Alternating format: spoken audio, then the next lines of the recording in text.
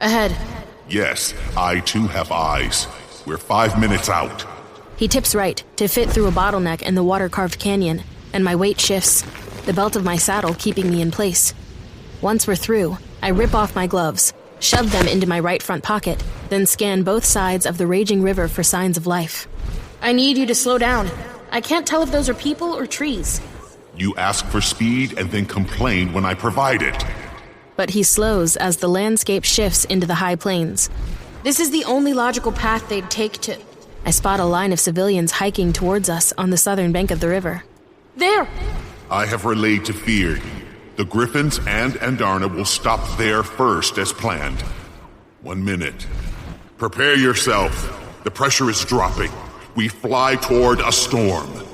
Sure enough, my ears pop as I shove my wrist through the leather strap that will keep the conduit secure. Quickly, I unbutton my flight hood, letting the warmer wind rip it from my face for the sake of visibility as we fly toward the smoke and flame engulfed village. Civilians flee from a gate in the western wall, and the acrid scent of smoke fills my lungs, growing more pungent with each beat of Taryn's wings. A shape breaks through the pillar of smoke. Wyvern! I grasp the conduit in my left hand, then throw open the door to Taryn's power, increasing the flow from a trickle to a rush. It envelops me, fire streaking through my veins, embers burning in my bones as the conduit glows, siphoning off the excess. Do not channel more than you wield. The wyvern flies straight for us, its gray leathery wings riddled with holes. I'm fine. If I miss the first time, those fetid teeth will be in reach of Taryn.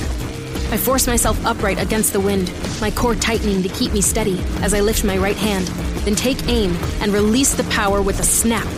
Lightning flashes, illuminating the clouds above for less than a heartbeat before tearing through the sky and striking the wyvern in the chest.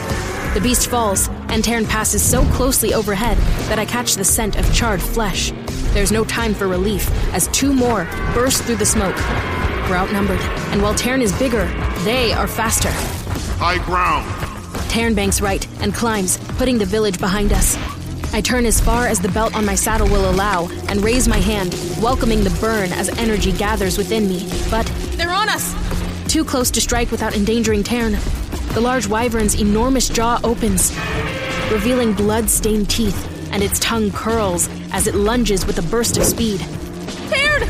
Taryn dips his wings at an angle, catching the wind, and I hurtle forward in the seat at the sudden decrease in speed as he swings his massive tail. Bone cracks, blood spurts, and the wyvern spins off to the right, missing the lower half of its jaw. I can't pivot fully, but I can take aim at what I can see of the one still pursuing us. Then unleash with a crack, and miss. Fuck! I reach.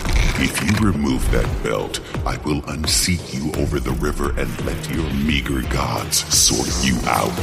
Taryn banks left, giving me the perfect view. I release another strike, guiding it with the motion of my hand, and it hits true, severing the wyvern's head from its neck. Got it! Fuck yes. But unless those 3 wyvern are on a scouting patrol, unlikely given the flaming village, there has to be a creator nearby. I face forward and lean into the turn, casting my focus downward. The demarcation line is clear this high above the village. Half is devoid of color, drained of all its magic, and in the center of the village stands a single figure in flowing dark robes. Her light hair, silver, whipping in the wind. It's her, the Dark Wielder from Jack's cell. My grip tightens on the conduit. She looks toward us, lifts her hand, and wiggles her fingers as if waving. A sick feeling squeezes my stomach. I think she was expecting us. This is a trap, and we flew right into it.